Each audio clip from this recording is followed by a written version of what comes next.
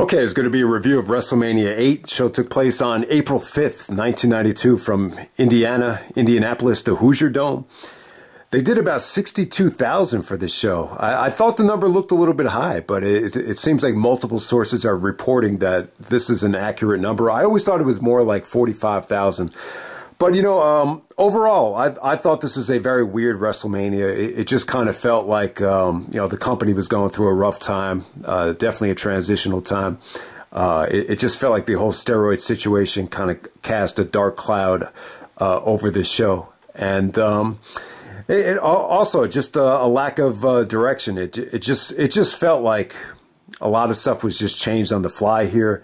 And I think more than any other WrestleMania, people always fantasize, you know, how good of a card this potentially could have been if it wasn't for, you know, all the, you know, changes that were taking place. And it's a very weird show. I think the venue is a little bit weird. I think crowd reaction-wise, it was good. It's funny. I would say the crowd was good, but I just feel like the atmosphere was kind of lacking, if that makes any sense. And you know, it's almost like the general consensus is it's a tale of two halves. So there's a lot of good stuff on the first half. Second half of the show just features a lot of stuff that, you know, just kind of fell flat. I think the main event is probably the worst WrestleMania main event within the first 10 WrestleManias at least. I think that might be accurate. But let's get right down to it. We got Shawn Michaels making his WrestleMania debut as a single star, coming out there with sensational Queen Sherry, which is cool. People have said this before. I think the association with Sherry was huge because she had just been with Macho Man. She had just been with the $1 Million Man. So automatically you look at Shawn as someone of importance because Sherry had such a high standard of, you know, making sure those guys compete for the title. And so Shawn takes on Tito Santana.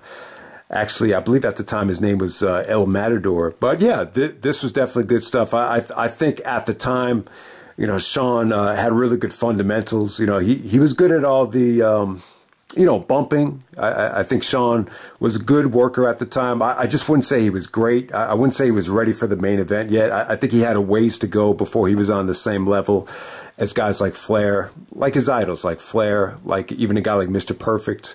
But yeah, it was definitely good stuff. I think Tito Santana is, you know, he was the most underrated worker on the roster. It was just, it's a shame that he never got, you know, a legit solid push. In some ways, you know, the cool thing about this is Shawn, you know, trained with Jose Lothario. He broke into the business, you know, facing, you know, guys with this kind of style. So you could tell Shawn was definitely you know, at home wrestling a guy like Tito Santana, and it's probably the closest thing you ever get to seeing you know, Shawn take on Eddie. You know, Shawn and Eddie was, you know, rumored to happen at the next WrestleMania before Eddie Guerrero passed away. So you kind of think of you know, what if in terms of that. But yeah, I thought this was definitely one of the better things of the night. Definitely a really good WrestleMania opener. Sherry assists Shawn Michaels with the victory there. And, you know, just solid stuff. Not, you know, this was probably the last WrestleMania where Shawn Michaels didn't steal the show. So the match isn't, you know, it's not like your standard, you know, typical Shawn Michaels match. I think Shawn really, you know, really found it and really kind of transitioned himself to that next level, you know, during the 95-96 run. You know, there's still a little bit of ways to go, but it was a nice, really a nice start to Shawn Michaels' singles career at WrestleMania. So next up, we got The Undertaker taking on Jake the Snake Roberts. Yeah, I think the match is a little bit disappointing. I will say this. I think it's probably Taker's best WrestleMania match until you get to, you know, I would say maybe the Diesel match. I think this is probably Taker's best WrestleMania experience, you know, for the first 5 years. I would definitely say that. I thought he had a good opponent, a very experienced and knowledgeable guy like Jake to work with here. There is just something lacking here. I think at this time, Jake's magic as a heel, you know, faded a little bit since the fall of 1991, where he looked untouchable. He definitely looked like he was putting on, you know, a little bit of, you know, weight in the gut area. And I believe this was it for Jake for that year. I don't think he stayed with the company. But, you know, Taker was just, you know, I think if you watch the Survivor Series match when he beat Hogan, you know, you'll definitely notice like some of the fans started getting behind him. So I think they noticed that, so they turned Undertaker face. The build up here was Jake actually got Taker's fingers and hands stuck in the coffin, which is such a bitch. Anytime you slam a door or a garage or a sliding door on the fingernails, it's just it takes a while to recover from that. The black and blues are just a pain in the ass. So that's really the only thing that they showed in terms of the build up here.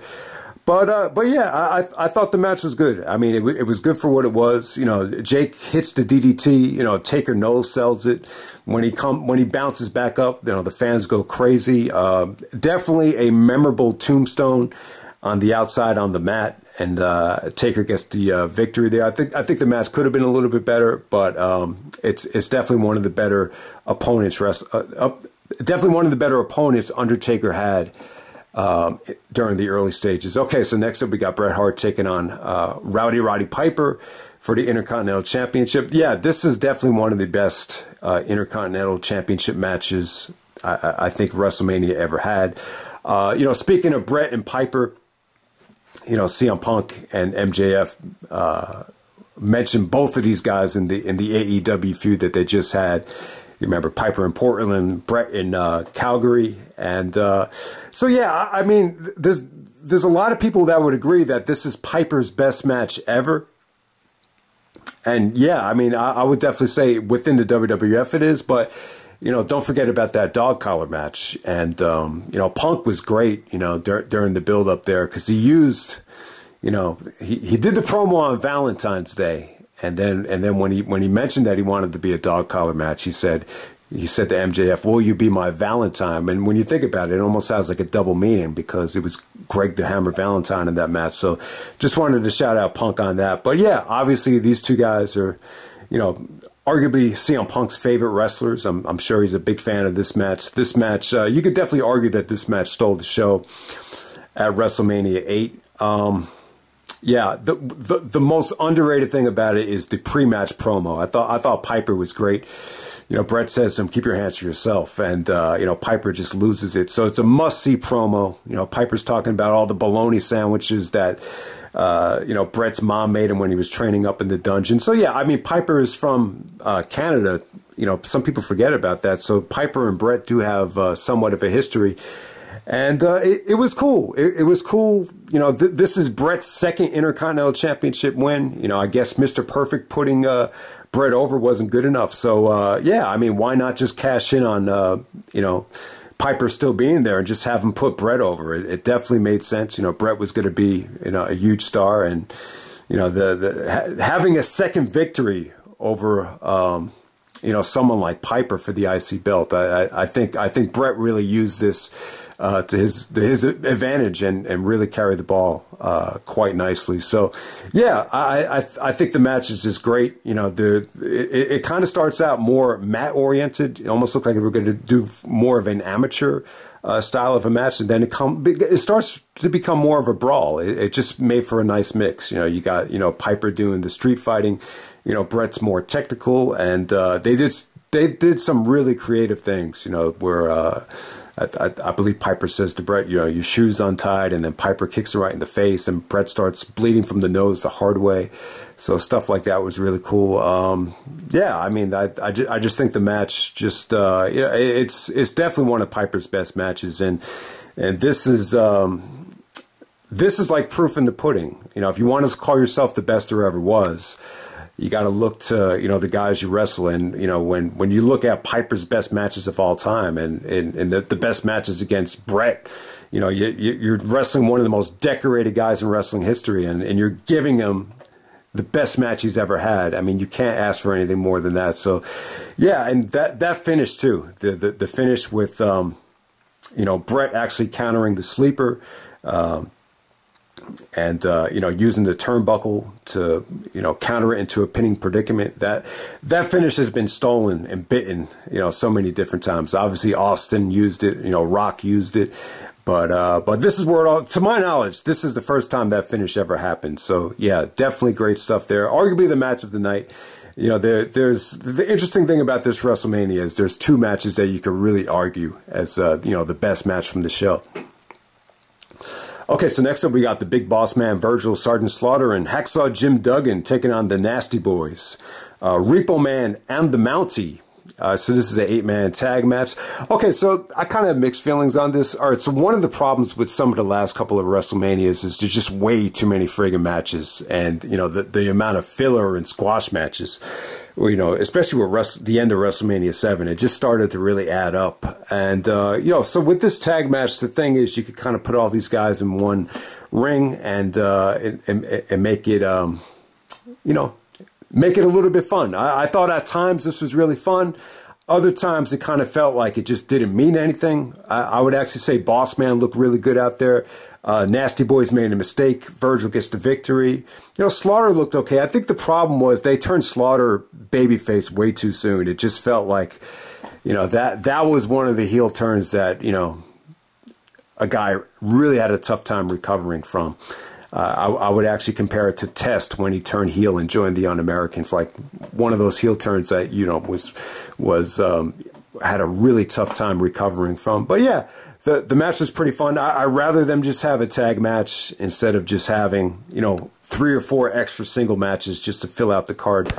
Okay, next up for the WWF Championship, we got Ric Flair taking on the Macho Man, Randy Savage. So originally Hogan was supposed to get this title shot.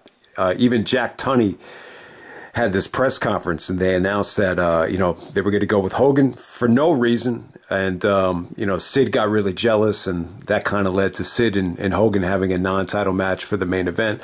That opened the door up for Macho Man to take on Flair. The storyline here was that Flair was showing all these, Flair threatened to, you know, show the world all these mysterious pictures of Flair and Elizabeth having an affair. I think they even, you know, teased showing Elizabeth naked, stuff like that. So you had this whole stable of Flair, Mr. Perfect, and Bobby the Brain Heenan. I'm assuming that Flair and Perfect knew each other from the Minnesota days. I remember Flair was born in Minnesota, and obviously Mr. Perfect, I believe they both might have been a part of the AWA at one point, which is why they were you know, together at the time. But yeah, Savage and Flair having the WWF title match in the middle of the show. Not a big fan of the situation to not have this as the main event. The match was good, though. The match was really good. The interesting thing about this is, you know, Savage the last couple of WrestleManias had to go above and beyond to make the, you know, the bigger guy look really good, whether it be Hogan at WrestleMania 5 or Warrior at WrestleMania 7 in the retirement match. So that's what's funny. You know, both Savage and Flair can do a beautiful job of making their opponent look good. So they must have been really comfortable here. But, you know, sometimes it doesn't always equate to a great match. And, you know, Vince was even very critical of some of the matches that they had down the road. I believe that he even ordered them to restart some of the matches they had, you know, during the summertime. But this ended up being really good. I thought it was a good story. I thought it had good drama. You know, Perfect was at ringside.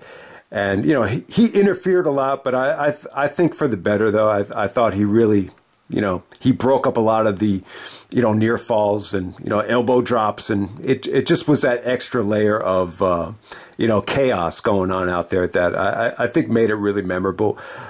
Savage's selling was really good. He sold the knee really well. You know, the transitions to the figure 4, really, really good stuff there. You know, Flair was great. I thought Flair was great from a wrestling standpoint and from a personality standpoint. You had the lovely Elizabeth, who wanted to make her way out to ringside. There was like so many guys trying to stop her. There's like 3 or 4 guys trying to stop her from coming out, including very young-looking Shane McMahon. And yeah, when Elizabeth got out there, you know, Flair's like all busted open, and he's like, "This is for you, baby," and he starts chopping Macho Man. So, yeah, I thought Flair was a lot of fun in terms of his, you know, theatrics here. But yeah, there was some really, really nice near falls here. You know, like I said, Perfect, you know, played his role really, really nicely. I believe he actually tossed Flair a set of brass knucks. So Savage actually kicking out of the brass knuck spot. I thought that was cool. There were some really, really nice small packages. So, yeah, really good near falls at this time. For this time, I thought it was good. trying to think here. So I believe the ending comes when Savage actually counters the figure four into a roll-up, and he actually has, you know, the tights on the roll-up. So, I mean, the ending could have been a little bit better. I would have liked to see more of a defined finish.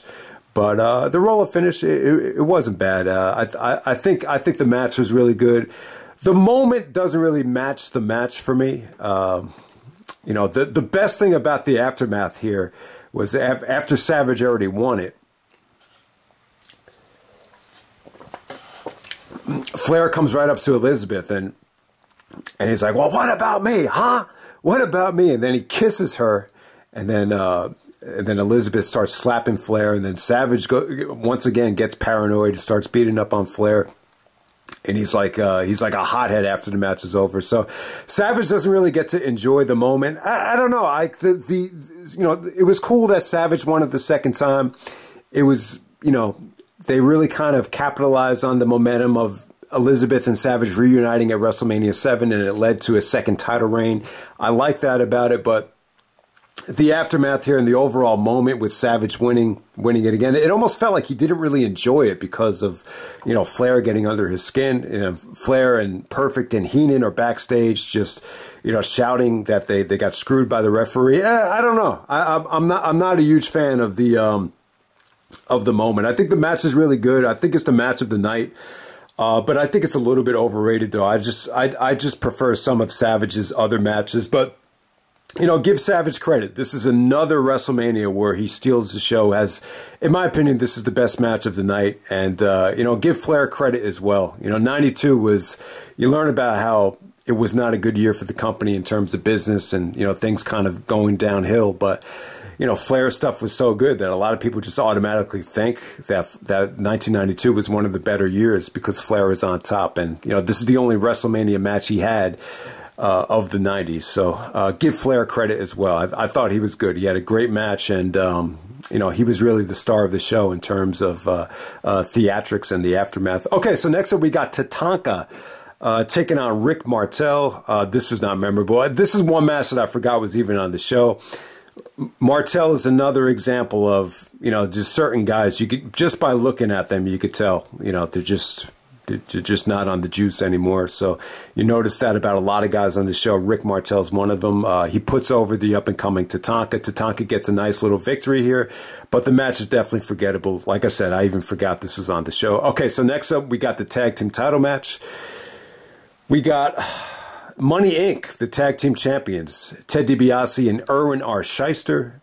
At this time, they're managed by Jimmy Hart. So Jimmy Hart's not managing Earthquake anymore, going up against Earthquake and Typhoon, who was thought to be in the, they were flirting with the idea of Typhoon main eventing WrestleMania 7 against Hogan. But yeah, you know what, guys? I think this is another match that just had a tough time following. This show just had a tough time following the WWF Championship match. I think, you know, this is the first time they ever did something like this, where you have the title match in the middle of the show. So it just felt a little bit unimportant.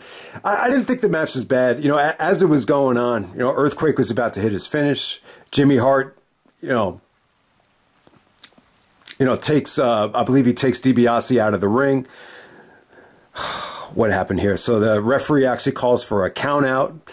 And yeah, kind of a crappy finish. I just couldn't get into it. I really couldn't. I think having it go at this point in the show, I just don't think people really cared. And, you know, Earthquake and Typhoon, I just don't think the fans really cared about them winning the belts here. But, you know, I like the idea of having DiBiase and IRS team up together. They have the whole money thing in common, so you definitely get that. Okay, so next up we got Owen Hart taking on Skinner.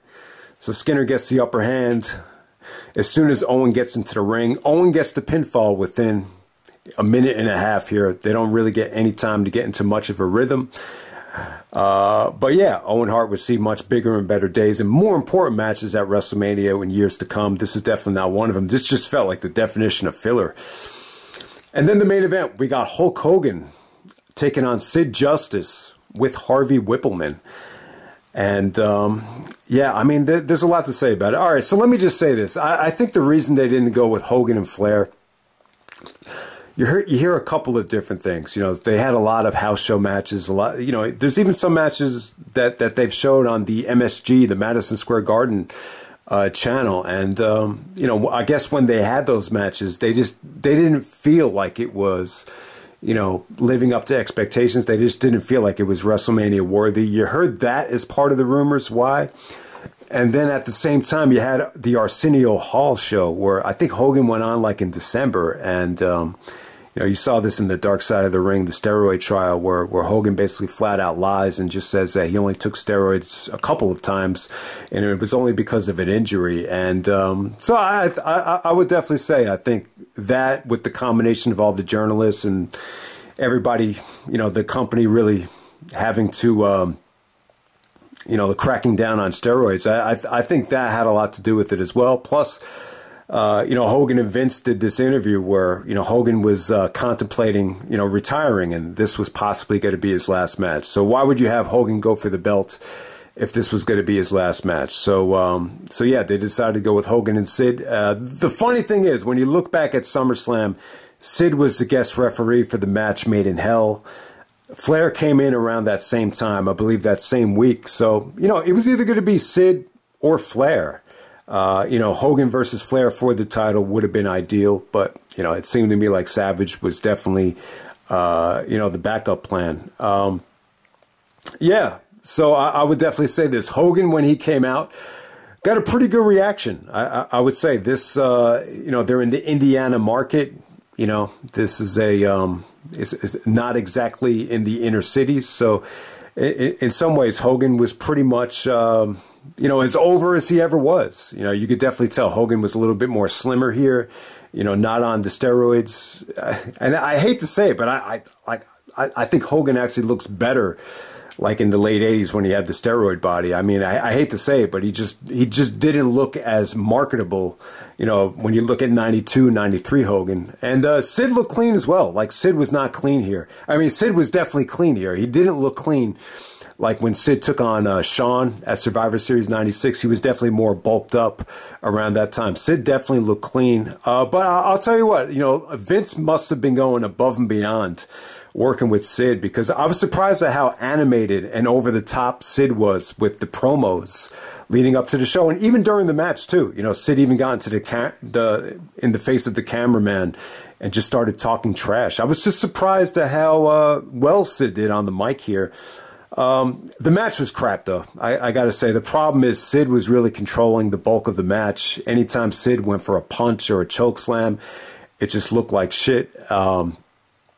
Trying to think what happened here. So Hogan actually hulks up out of the choke slam. Sid actually kicks out of the leg drop, and for whatever reason, it just didn't feel like it was that big of a deal. And then Harvey Whippleman actually jumps into the ring, and the ref calls for a DQ. Cheap ending, cheap as hell. Then Papa Shango comes out. So Papa Shango comes out, you know, it would be weeks. This was weeks before he did the crazy stuff with the Ultimate Warrior, with all the black stuff pouring out of Warrior's hair. I mean, that was crazy. But hey, man, a bad WrestleMania main event. So you got the DQ finish. It's not for the title. You had to do something. So apparently Vince and Warrior, I guess they got on good terms at this time. When you see the Ultimate Warrior come out, it looks like a totally different person. Warrior's another example, more so than anybody. You just noticed a different, you know, body here. He just didn't look like he had the same physique. But yeah, Warrior comes out to the ring and makes a save. You know, Hogan and Warrior have great history from WrestleMania 6. They had, the last time you saw Warrior, Hogan and Warrior had teamed up in the match Made in Hell. So it definitely did make sense. You know, Sid was the referee during that match. So, you know, I think you needed to have a good WrestleMania ending here.